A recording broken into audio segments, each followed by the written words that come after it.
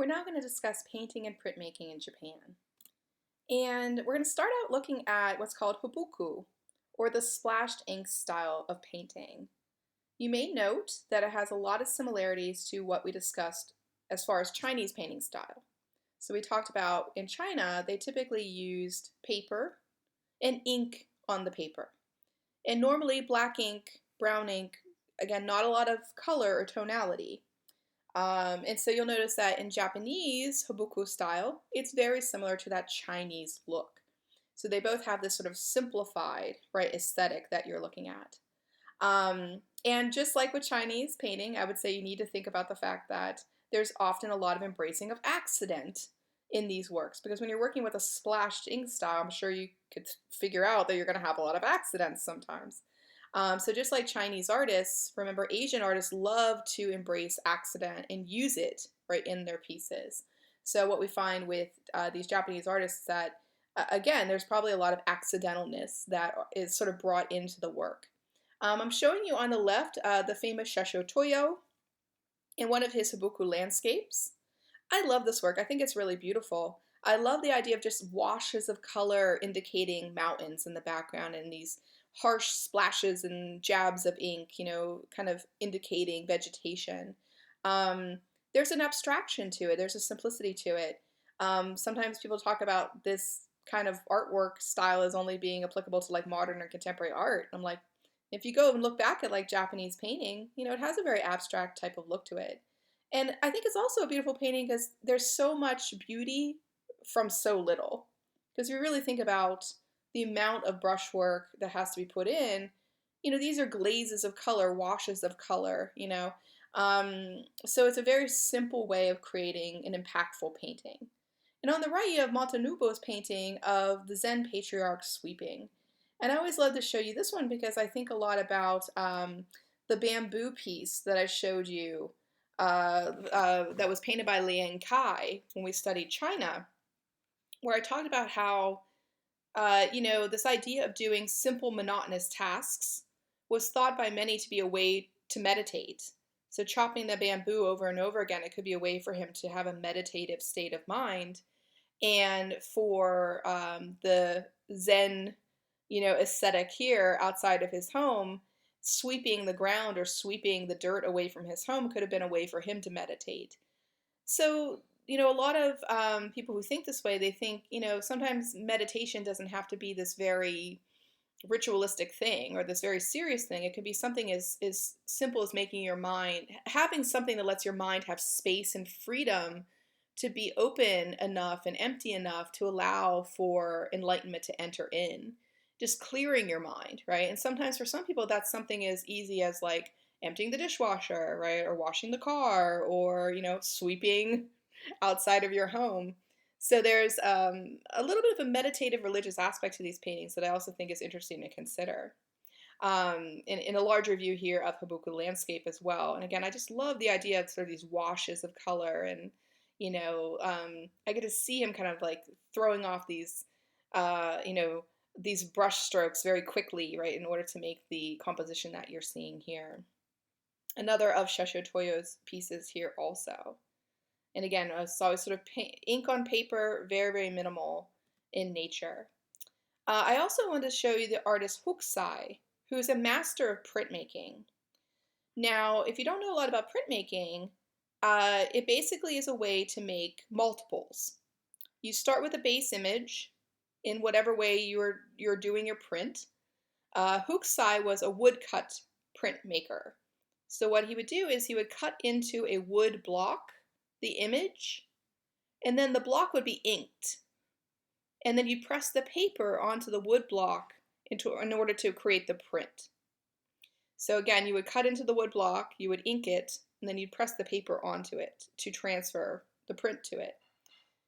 When you make prints, you can make multiples of them. So printmaking was looked at as a very cheap, easy, affordable way of making art for people.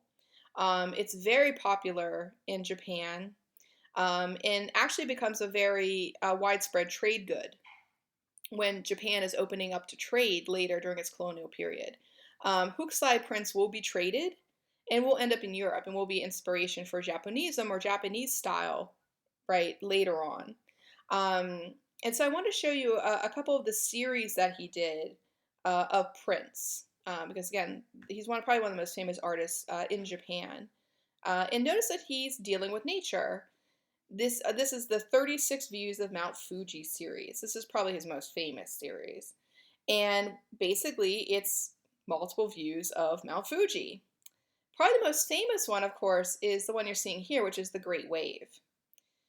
Again, this is reproduced quite frequently. It shows up on T-shirts and posters and different things and socks, right?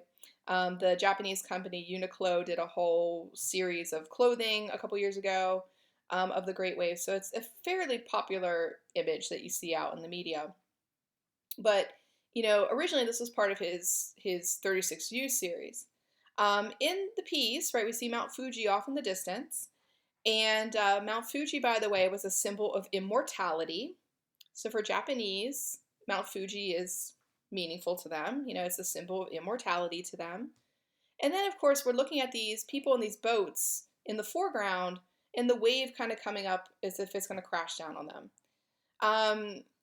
Just like we see with Chinese culture, we see that nature is usually shown as being much larger than man, right? That nature is being shown as being in charge of the situation, and man is at its mercy. Right? Man is there to suffer its wrath if the wrath will come. And so here, Hokusai to me is sort of suggesting the smallness of man in the face of nature. If you look at the way the print looks, it's very indicative of how a woodcut print would appear, because what they would do is ink different parts of the block. And so you get this very sort of chunky look with the color, and you get a very two-dimensional feel as far as the actual composition. And what does 2D mean? 2D means it looks very flat like a sticker. Three-dimensionality means you have like recession into the distance, right? That's linear perspective typically, but that was a Western invention.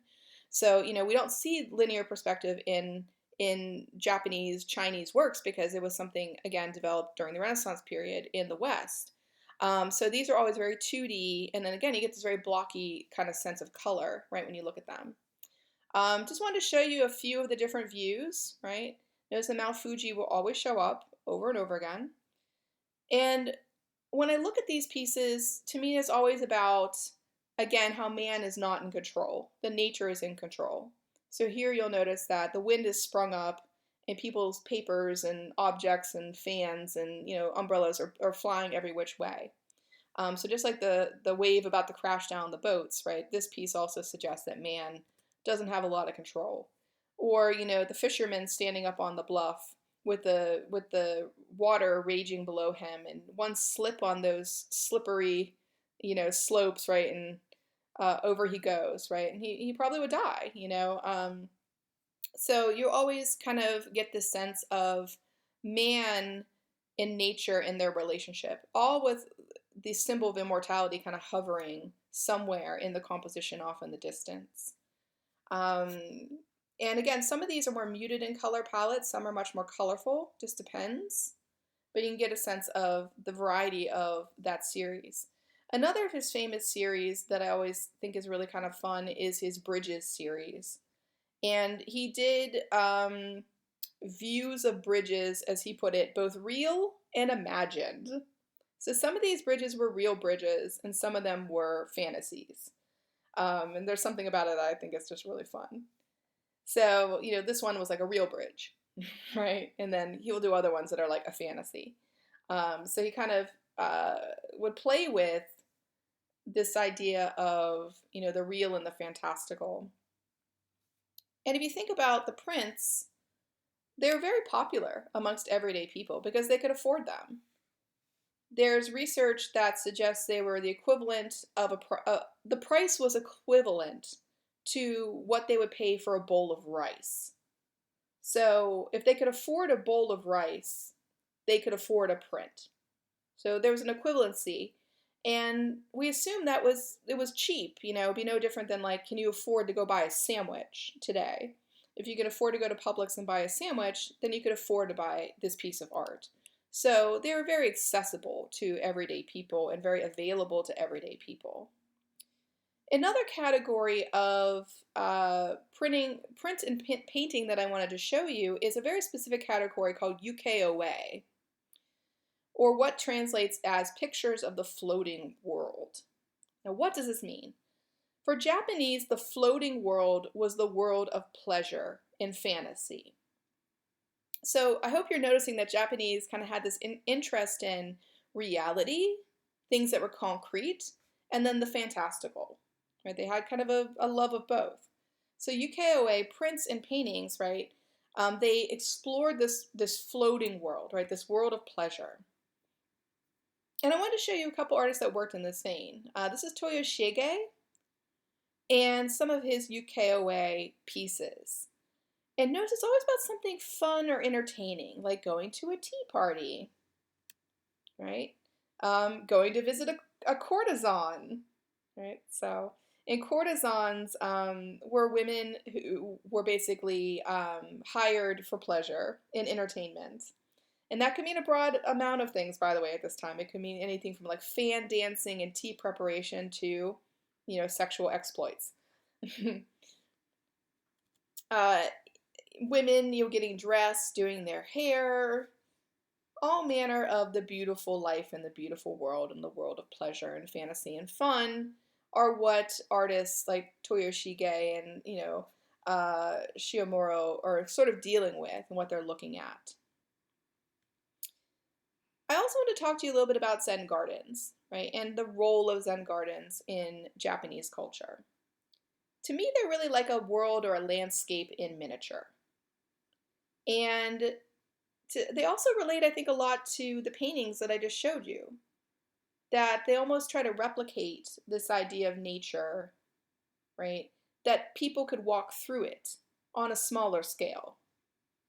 So this whole sense of kind of trying to create a mini world or a microcosm that people could inhabit, the landscape in miniature, the world in miniature, seems to be the drive of creating a Zen garden.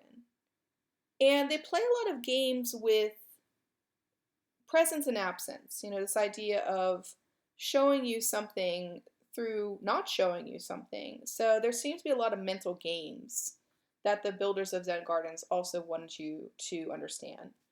And Zen gardens, of course, were related to Zen Buddhism, which we'll talk about a little bit more when we talk about Buddhism in general. But the Zen strain of Buddhism in Japan was very much about meditation. And so one of the things that the practitioners did, that the monks would do, is they would create these gardens, right, these spaces, and they would tend them. And by tending them, they would meditate. So once again, this idea of simple actions being a door to meditation or a door to enlightenment. So you'll notice here that the garden has been raked. And the raking was done by the monks as a meditative action. Sometimes they'd rake patterns, right? Sometimes they'd rake in straight lines. And the idea of the meditative repetitive action was meant to be, again, a catalyst for enlightenment. You'll also notice if you look at these type of gardens that you often will see sacred stones and rocks, which of course are linked to kami, because Zen Buddhists know their relationship to Shinto. But they also are meant to represent the islands of Japan themselves. So this idea of these islands off the coast, right? Again, there's something to be said about the macrocosm and the microcosm idea. Macro is the big, it's the umbrella, right? Micro is something within it. So Japanese believe very strongly that their world was a macrocosm, but the garden was a microcosm of that macrocosm. So thinking back to India, the idea of the funhouse mirror, or the idea of multiplicity, the layers of things, I think you can apply that thinking here too. That they thought about the larger world and then the smaller worlds within. And the Zen gardens were like a smaller world that they created, that they made. And these are very designed. Again, these are highly controlled. But they sometimes did wild gardens as well. So sometimes you would see wild gardens used also. It just really depends on who was making the garden and what their goal was for it. Here I love this one because you can see all the different raked patterns and such. But again, interacting with these gardens was thought to be a very meditative experience for one to undergo and a useful way to connect to nature, connect to the meditative practice, and pull all of those things together in a very meaningful way.